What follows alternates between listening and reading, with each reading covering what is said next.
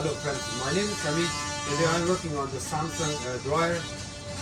We are having T0 error code and I'll show you how to check this.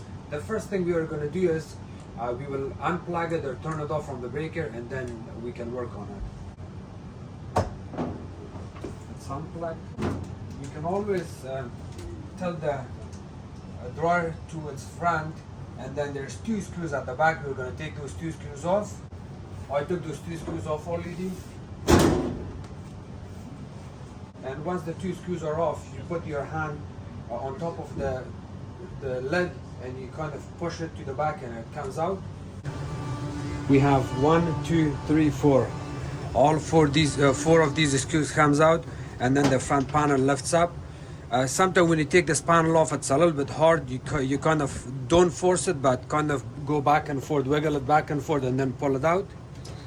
Once you pull out the front console, lift it up and keep it on the top. And now we have two screws here, two screws here. I took two screws out already, and I'm going to take two more out. I wouldn't take all of the screws out because I also have to take the screws off where it's holding the door in place. We got two screws, one here, one there. I took those off too. Once you take those two off, and then after that you can take the top screws off over there. Once these screws are off, the door's trying to fall down, so be careful, hold it with your hand.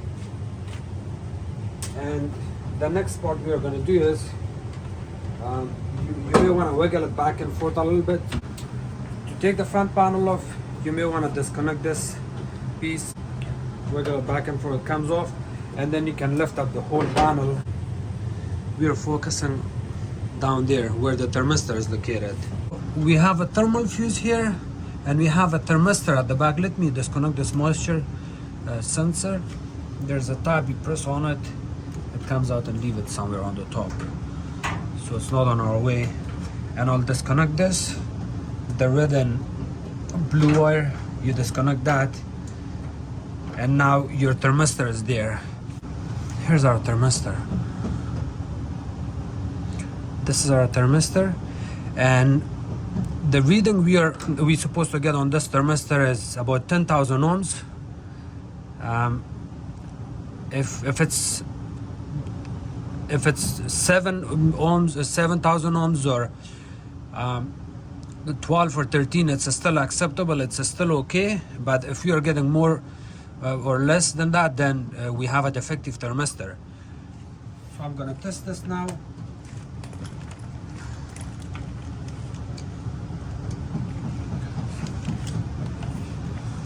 I got my multimeter and I'm gonna select it to resistance, and I'm gonna have to get the reading.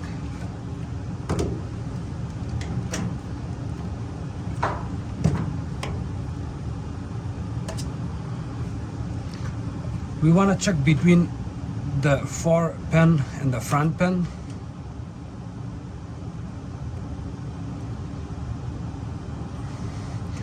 I'm getting 1.9 milliohms, which is completely out of range. And in order to get the perfect reading, I got these little small extensions that I'm gonna add my probes in it.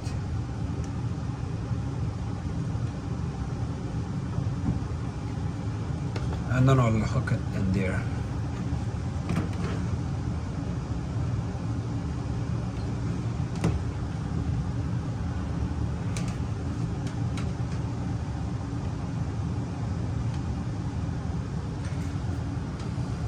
So here I got a new reading. Still 139,000 ohms, that's too high. It's not acceptable at all. Means we have a bad thermistor. To replace your thermistor, you need a Phillips screwdriver. It's very easy and simple to replace it. Two screws you want to take off. Here's my thermistor. At the center of this thermistor, I got a small tube, and I can also see that tube has a crack. I don't know if you can see it on the camera or not, but I can see there's a crack in it. So I'm not worried about the crack. I always check my I get my reading and then I go from there.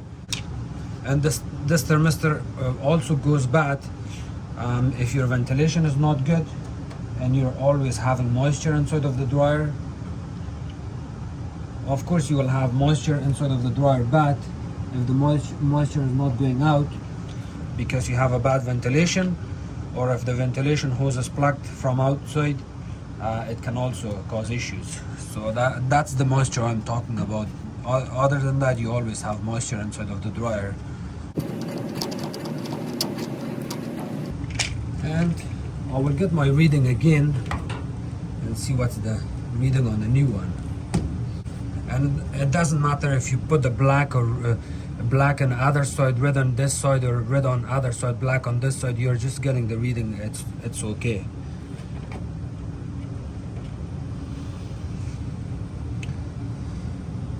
$11,000 ohms. That's a good reading.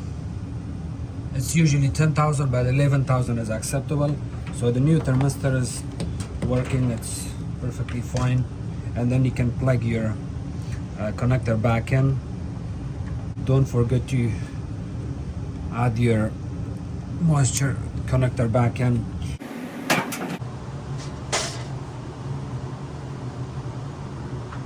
You can plug your wire in.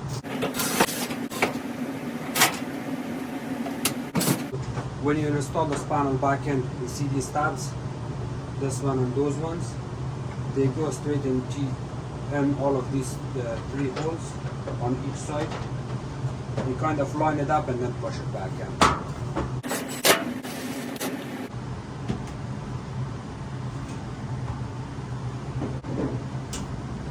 When you reinstall your lid back in, keep it far a little bit.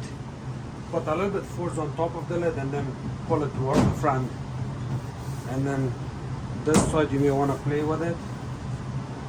And you can add your 2 screws at the back of the dryer.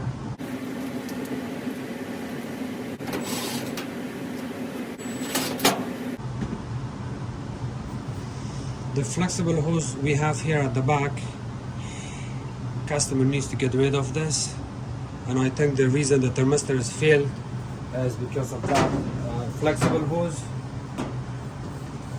I do not recommend using a flexible hose at all.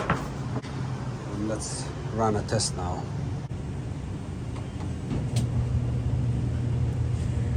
When you test your dryer, make sure to add a couple wet towels, so that way it will run, and if the moisture sensor doesn't detect any moisture or water inside, it's gonna shut off.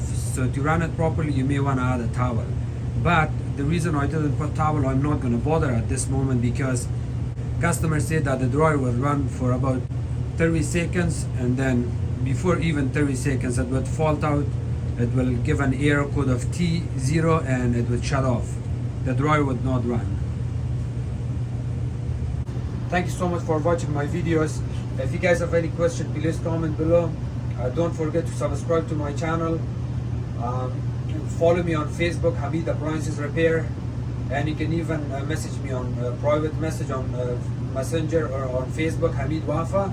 If you guys have any question, you can call me anytime on my phone number 204-809-3380. I'm located in Winnipeg.